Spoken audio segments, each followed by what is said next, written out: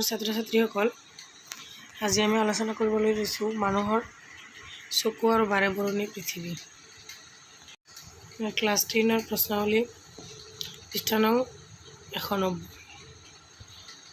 ইয়াৰে চোৱা 1 নম্বৰ প্ৰশ্নটো, চকুৰ উপযোজন ক্ষমতা কি? এনচাৰটো হৈছে লেন্সৰ ফোকাছ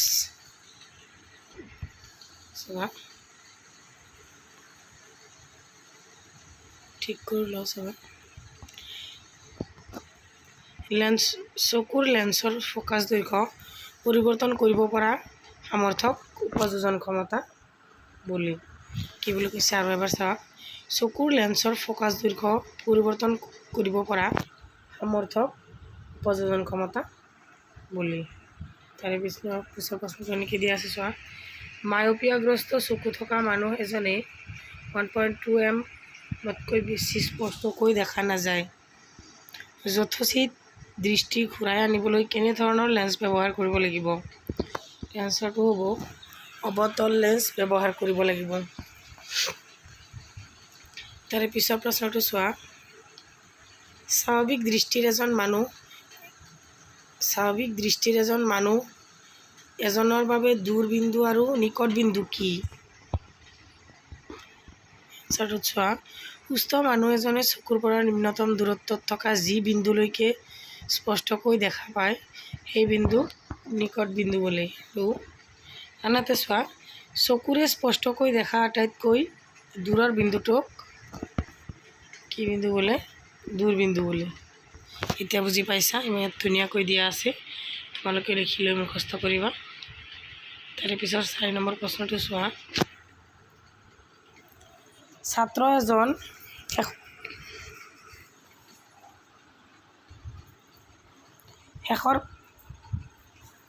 শেষৰ বেঞ্চত বহিলে বৰ্ডখন চোৱাত অসুবিধা পায়।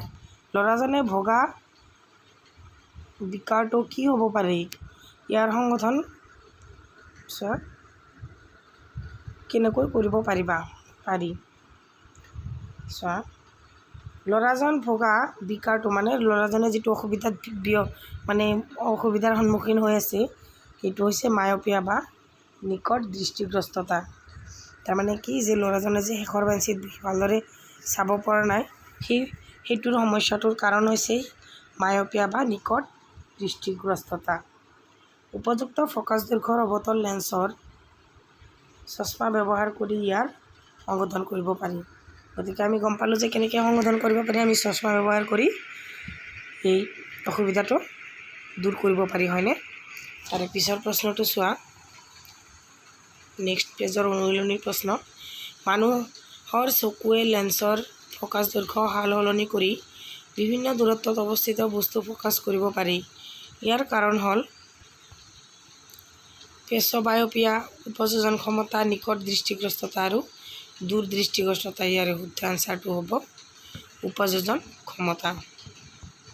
তাৰে পিছৰ প্ৰশ্নটো চোৱা, মানুহৰ চকুৱে বস্তু এটাৰ প্ৰতিবিম্ব গঠন কৰা স্থান কি হ'ব? কৰ্ণিয়া, চকুৰ পতা, চকুৰ মণি আৰু অক্ষিপট। ইয়াৰ এনচাৰটো হ'ব অপশ্যন ডি, অক্ষিপট।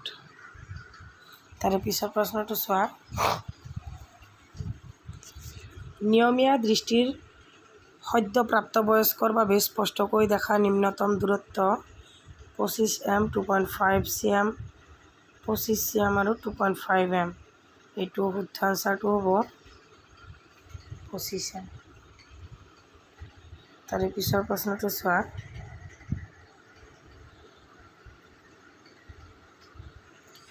চকুৰ কি অংগৰ ক্ৰিয়াৰ বাবে চকুৰ লেন্সৰ ফোকাছ দৈৰ্ঘ্য পৰিৱৰ্তন হয়?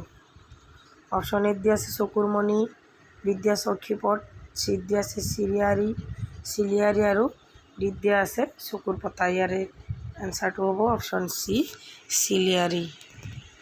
তাৰে পিছৰ প্ৰশ্নটো চোৱা, এজন মানুহৰ দূৰ দৃষ্টিগ্ৰস্ততা সংশোধনৰ বাবে 5.5D ক্ষমতাৰ লেন্সৰ আৱশ্যক। তেওঁৰ নিকট দৃষ্টিগ্ৰস্ততাৰ সংশোধনৰ বাবে আৱশ্যকীয় লেন্সৰ ক্ষমতা 1.5D হ'লেই 1 নম্বৰত দিছে চোৱা দূৰদৃষ্টিগ্ৰস্ততা, 2 নম্বৰত দি আছে নিকটগ্ৰস্ততাৰ সংশোধনৰ বাবে আৱশ্যক হোৱা লেন্স ফ'কাছ দৈৰ্ঘ্য কিমান। ইয়াৰে 1 নম্বৰটো হৈছে দূৰদৃষ্টিগ্ৰস্ততাৰ বাবে দিয়া আছে, এনেকৈ ধুনীয়াকৈ দিয়া আছে চোৱা পি দিয়া আছে। তাৰপিছত আমি জানো যে কি এফ ইকুৱেলটো 1/p, ধুনীয়াকৈ মানখিনি বহাই ইয়াতে বস্তুটো সমাধান কৰা আছে। তাৰপিছত 2 নম্বৰটো দিয়া আছে নিকট দৃষ্টিগ্ৰস্ততাৰ সংশোধনৰ বাবে, ইয়াতে দিয়া আছে ধুনীয়াকৈ p = +1.5D, we know that f = 1/p, গতিকে ইয়াতে ধুনীয়াকৈ দিয়া আছে, তোমালোকে লিখি ল'বা। তাৰে পিছৰ প্ৰশ্নটো চোৱা নিকট দৃষ্টিগ্ৰস্ত মানুহ এজনৰ দূৰবিন্দু চকুৰ সন্মুখত 80 চেণ্টিমিটাৰ দূৰত্বত, এই বিকাৰৰ সংশোধনৰ বাবে প্ৰয়োজন হোৱা লেন্সৰ প্ৰকৃতি কি আৰু ক্ষমতা কিমান। গতিকে ইয়াৰ এনচাৰটো ইয়াতে দিয়া আছে চোৱা নিকট দৃষ্টিগ্ৰস্ত দোষ থকা মানুহজনৰ বাবে ইয়াতে এনেকৈ ধুনীয়াকৈ দি আছে উই know date 1/f = 1/v - 1/u, গতিকে তোমালোকে এনেকৈ লিখি ল'বা।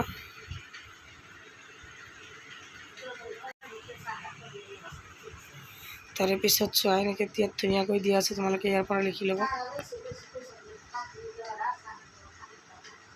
তাৰে পিছত 7 নম্বৰটো চোৱা দূৰদৃষ্টিগ্ৰস্ততাৰ সংশোধন দেখুৱাই ৰশ্মিচিত্ৰ অংকন কৰা।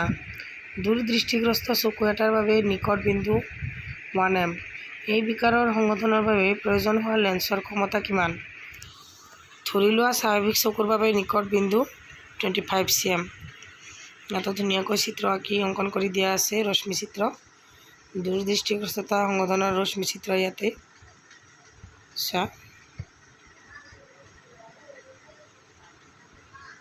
ধুনীয়াকৈ দিয়া আছে, গতিকে তোমালোকে এনেকৈ লিখি ল'বা। ইয়াৰ পৰা আৰম্ভ কৰি দিয়া আছে, তাৰপিছত উই নো ডেট সূত্ৰটো এনেকৈ লিখি এইখিনি লিখি ল'বা, বুজি পাইছানে। তাৰপিছত 8 নম্বৰ প্ৰশ্নটো চোৱা সাধাৰণ চকুৱে এটা 25 চেণ্টিমিটাৰতকৈ ওচৰত ৰখা বস্তু দেখা নাপায় কিয়। ইয়াতে চোৱা ইয়াতে চোৱা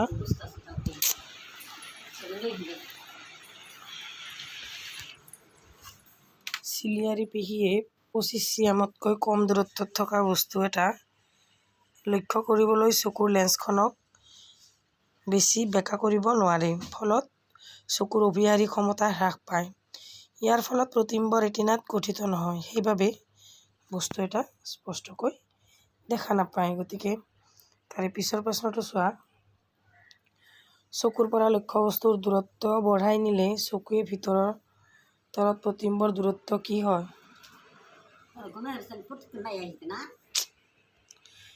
চোৱা চকুৰ পৰা লক্ষ্যবস্তুৰ দূৰত্ব বঢ়াই দিলে চকুৰ ভিতৰত প্ৰতিবিম্বৰ দূৰত্ব কি হয়।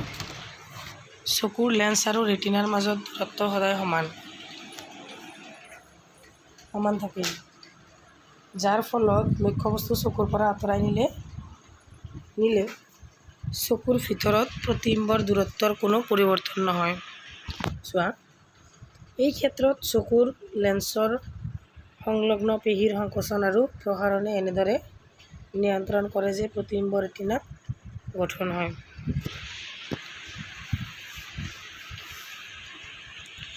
তাৰপিছত চোৱা তৰাই তিৰবিৰাই কিয়। বায়ুমণ্ডলৰ ঘনত্ব ওপৰৰ পৰা তললৈ বেছি ঘনত্বৰ বায়ু পোহৰৰ বাবে ঘনত্বৰ মাধ্যমৰূপে আচৰণ কৰে। তৰাৰ পোহৰ পৃথিৱীৰ বায়ুমণ্ডলত অবিৰতভাৱে প্ৰতিসৰণ হয়। প্ৰতিসৰণ ঘটা মাধ্যমটোত প্ৰতিসৰণাংক ক্ৰমান্বয়ে সলনি হৈ থাকে, যিহেতু বায়ুমণ্ডলে তৰাৰ পোহৰ অভিলম্বৰ দিশত ব্যাখ্যা কৰি দিয়ে, গতিকে তৰাটোৰ আপাত স্থান প্ৰকৃত স্থানতকৈ কিছু বেলেগ হয়, বুজি পাইছানে। তাৰপিছত পৃথিৱীৰ ভৌতিক অৱস্থা সুস্থিৰ নহয় বাবে তৰাৰ আপতন স্থান পৰিৱৰ্তন হৈ থাকে, ফলত তৰাৰ পৰা অহা পোহৰ গতিপথৰ কিছু পৰিৱৰ্তন হৈ থাকে বাবে তৰাৰ আপতন স্থান পৰিৱৰ্তন হৈ থাকে আৰু চকুত সোমোৱা তৰাৰ পোহৰ কম বেছি হয়। সেয়ে তৰাবোৰ কেতিয়াবা উজ্জ্বল বা স্নান দেখা যায়। এয়াই তৰাৰ কি তীৰবিৰণী। এতিয়া বুজি পাইছানে তৰাৰ তীৰবিৰণী কি? তাৰে পিছত 11 নম্বৰ প্ৰশ্নটো চোৱা, গ্ৰহই তীৰবিৰাই নাথাকে কিয়?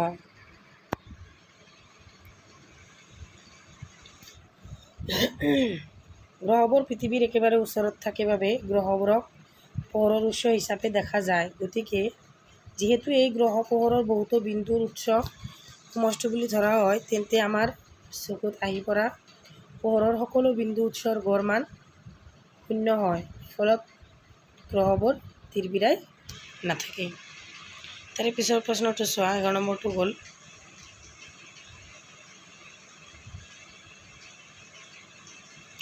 বাৰ নম্বৰটো চোৱা, ৰাতিপুৱা সূৰ্যক ৰংচোৱা দেখি কিয়? Important question.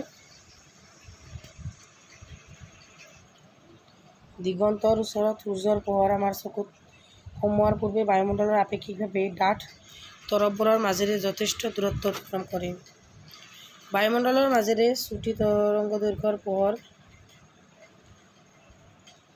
ৰশ্মিবোৰ পাৰ হৈ আহোঁতে বায়ুমণ্ডলৰ কণাসমূহে বিক্ষিপ্ত কৰি আঁতৰাই পঠায়।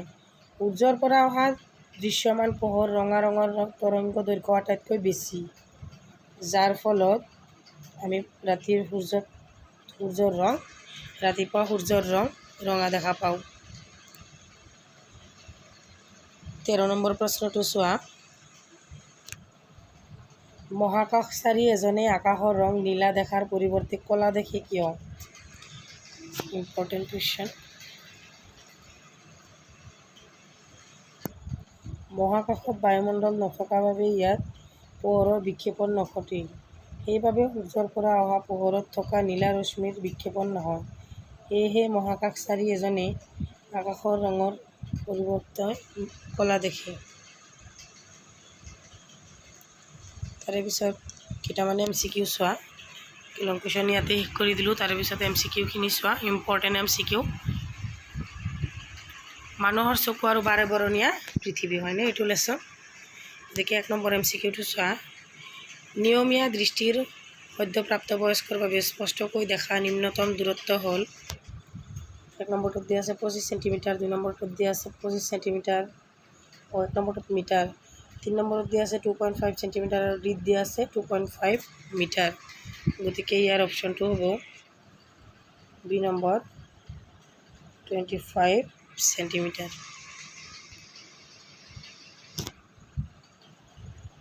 চকুৰ কি অংগৰ ক্ৰিয়াৰ বাবে চকুৰ লেন্সৰ ফ'কাছ দৈৰ্ঘ্যৰ পৰিৱৰ্তন হয়? গতিকে ইয়াতে দিয়া আছে চকুৰ মণি, অপশ্যন বিত দিয়া আছে চিলিয়াৰী পেশী, চিত দিয়া আছে চকুৰ পতা আৰু ইয়াৰে এনচাৰটো হ'ব চি বি চিলিয়াৰী পেশী। তাৰে পিছৰ প্ৰশ্নটো চোৱা, ৰামধেনু চি নম্বৰ। ৰামধেনু 1 নম্বৰত দিয়া আছে সূৰ্যৰ একে দিশত সৃষ্টি হয়, বি নম্বৰত দিয়া আছে সূৰ্যৰ বিপৰীত দিশত সৃষ্টি হয়, চিত দিয়া আছে সূৰ্যৰ দিশৰ ওপৰত নিৰ্ভৰ নকৰে, ডিত দিয়া আছে ওপৰৰ এটাও নহয়।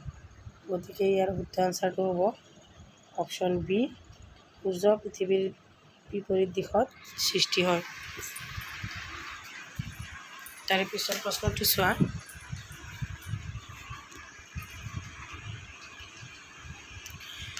অক্ষিগোলকৰ বেগ হ'ল প্ৰায়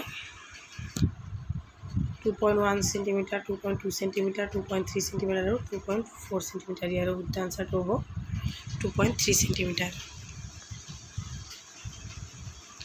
তাৰে পিছৰটো চোৱা, নেত্ৰদানৰ বাবে চকুযোৰ কিমান সময়ৰ ভিতৰত আঁতৰাব লাগে? ইয়াৰে অপশ্যনত দিয়া আছে 10ৰ পৰা 12 ঘণ্টা, 6ৰ পৰা 7 ঘণ্টা, 2ৰ পৰা 3 ঘণ্টা আৰু 4ৰ পৰা 5 ঘণ্টা। ইয়াৰে শুদ্ধ আনচাৰটো হ'ব 4ৰ পৰা 5 ঘণ্টা। তাৰপিছত চোৱা, তলৰ কোনবিধ ৰোগীয়ে নেত্ৰদান কৰিব নোৱাৰে? অপশ্যন এত দিয়া আছে মধুমেহ, উচ্চ ৰক্তচাপ, এজমা আৰু কি কেটেৰেক্ট। ইয়াৰে শুদ্ধ আনচাৰটো হ'ব ডি কেটেৰেক্ট। তাৰে পিছত প্ৰশ্নটো চোৱা, আকাশৰ ৰং নীলা হোৱাৰ কাৰণ কি? 1 নম্বৰত দিয়া আছে পোহৰৰ প্ৰতিফলন, 2 নম্বৰত দিয়া আছে পোহৰৰ প্ৰতিহৰণ, চিত দিয়া আছে বিক্ষেপণ আৰু পোহৰৰ আৰু ওপৰৰ এটাও নহয়। ইয়াৰ শুদ্ধ এনচাৰটো হ'ব অপশ্যন চি, পোহৰৰ বিক্ষেপণ। তাৰে পিছৰ প্ৰশ্নটো চোৱা, তলৰ কোনটো পোহৰ দীঘল তৰংগৰ দৈৰ্ঘ্যযুক্ত ৰঙৰ? এত দিয়া আছে নীলা, বিত দিয়া আছে হালধীয়া, চিত দিয়া আছে সেউজীয়া আৰু ডিত দিয়া আছে ৰঙা। ইয়াৰ শুদ্ধ এনচাৰটো হ'ব ডি, ৰঙা। ইয়াৰে ডিটো হ'ব অপশ্যন। তাৰে পিছৰটো চোৱা, মায়'পিয়া গ্ৰস্ত ৰোগীৰ বাবে কি লেন্স ব্যৱহাৰ কৰিব লাগে?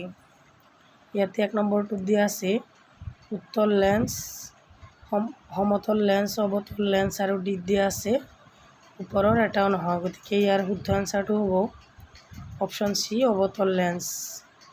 চি নম্বৰ অপশ্যনটো হ'ব আমাৰ এনচাৰ।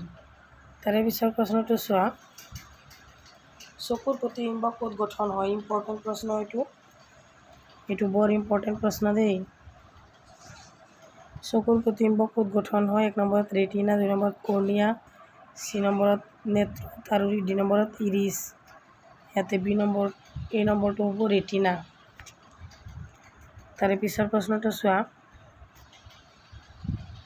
তলৰ কোনটো পোহৰৰ পৰিঘটনা তৰাৰ বিৱৰণীৰ লগত জড়িত? এই নম্বৰটোত হৈছে প্ৰতিফলন, বিটোত হৈছে বিক্ষেপণ, চিত হৈছে বিচ্ছুৰণ আৰু ডিত হৈছে প্ৰতিহৰণ। ইয়াৰ শুদ্ধ এনচাৰটো হ'ব প্ৰতিহৰণ। 12 নম্বৰ প্ৰশ্ন, অতি সূক্ষ্ম কণাবোৰে বিক্ষিপ্ত কৰা পোহৰৰ ৰং? 1 নম্বৰত বগা, 2 নম্বৰত নীলা, 3 নম্বৰত ৰঙা আৰু 2 নম্বৰত বেঙুনীয়া। ইয়াৰ শুদ্ধ এনচাৰটো হ'ব অপশ্যন বি, নীলা। 13 নম্বৰ প্ৰশ্নটো চোৱা, কোন অংশৰে চকুত পোহৰ সোমায়? Important question. 1 নম্বৰত দিয়া আছে ৰেটিনা, বিত দিয়া আছে কৰ্নিয়া, চিত দিয়া আছে নো আৰু ডিত দিয়া আছে ইৰিছ।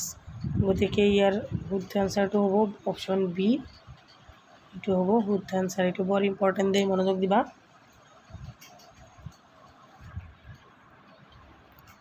তাৰপিছত 14 নম্বৰটো, ধূলিকণা, পানীৰ ক্ষুদ্ৰ টোপাল আদিৰ দৰে কণাই বিক্ষিপ্ত কৰা পোহৰৰ ৰং কেনেকুৱা?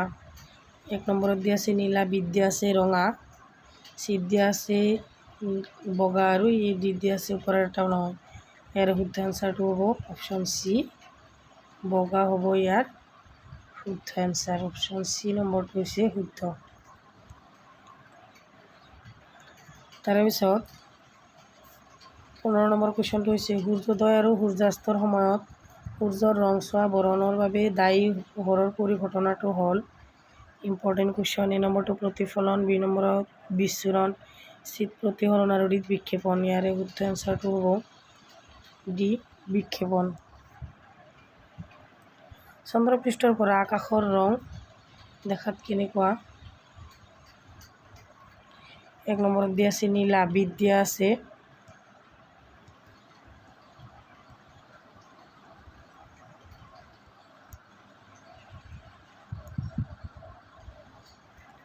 দুই নম্বৰত দিয়া আছে বেঙুনীয়া, চিত কলা আৰু ডিত ৰঙা। ইয়াৰ শুদ্ধ এনচাৰটো হ'ব কি? অপশ্যন চি, কি? কলা।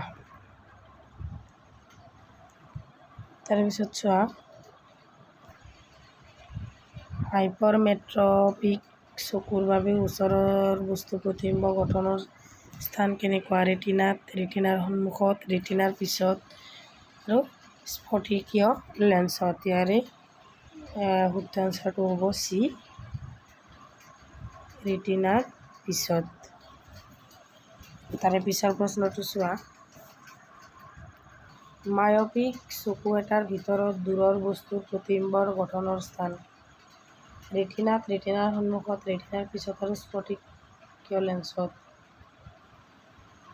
অপশ্যন বি, ৰেটিনাৰ সন্মুখত।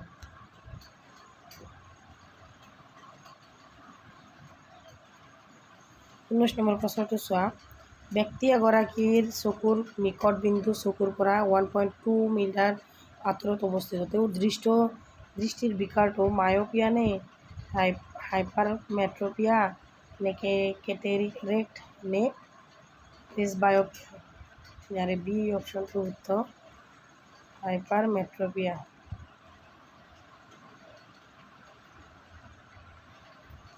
20 নম্বৰ প্ৰশ্নটো চোৱা। এজন ব্যক্তি এগৰাকীৰ চকুৰ দুধ বিন্দুৰ চকুৰ পৰা 1.5 মিটাৰ আঁতৰত অৱস্থিত। তেওঁৰ দৃষ্টিৰ বিকাৰটো হ'ল মায়পিয়া, প্ৰেছবায়পিয়া, বেক্টেৰিয়া, কেটেৰেক্ট আৰু হাইপাৰমেট্ৰপিয়া। ইয়াৰে শুদ্ধ আনচাৰটো হ'ব অপশ্যন এ, মায়পিয়া।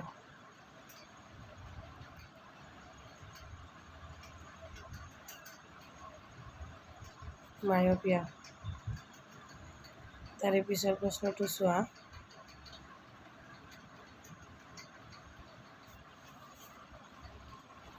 মুকলি আকাশৰ নীলা ৰঙৰ বাবে দায়ী পোহৰৰ পৰিঘটনাটো হ'ল, ইম্পৰ্টেণ্ট কুৱেশ্যন,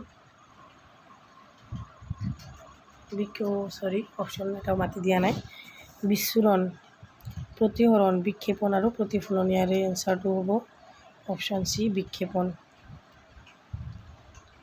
চকুৰ সৈতে জড়িত অংশবিলাকে কি ৰূপান্তৰ কৰে?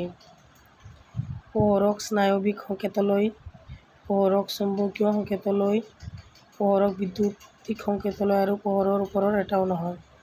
গতিকে এইটো হ'ব শুদ্ধ আনচাৰটো হ'ব অপশ্যন চি। তাৰে পিছৰটো চোৱা। মানুহৰ চকুৱে বস্তু এটাৰ প্ৰতিবিম্ব গঠন কৰাৰ স্থান, কৰ্ণিয়া, চকুৰ মণি, চকুৰ পতা আৰু অক্ষিপট। ইয়াৰ শুদ্ধ আনচাৰটো হ'ব অপশ্যন ডি, অক্ষিপট।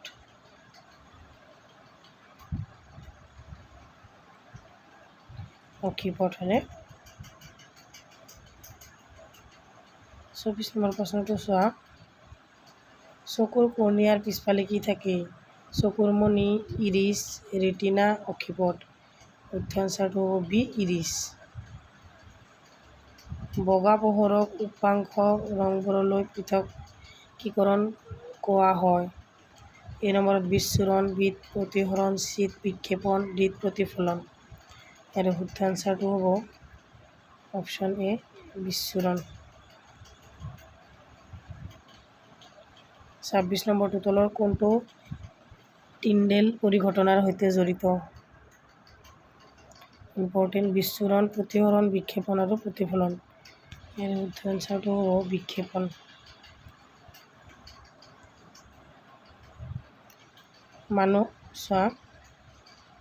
মানুহৰ দুটা চকুৰ অনুভূমিক দৃষ্টিক্ষেত্ৰৰ প্ৰসাৰ অপশ্যন এত দিয়া আছে 100 ডিগ্ৰী, 180 ডিগ্ৰী, 200 ডিগ্ৰী আৰু 160 ডিগ্ৰী। ইয়াৰ শুদ্ধ আনচাৰটো হ'ব 180 ডিগ্ৰী।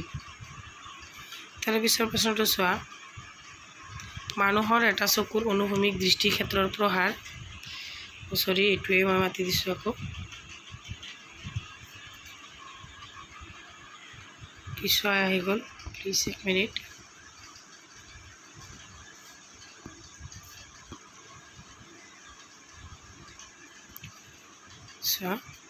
এইটো মানুহ এটাৰ চকুৰ অনুভূমিক ক্ষেত্ৰত প্ৰসাৰ কি? 2 নম্বৰত দি আছে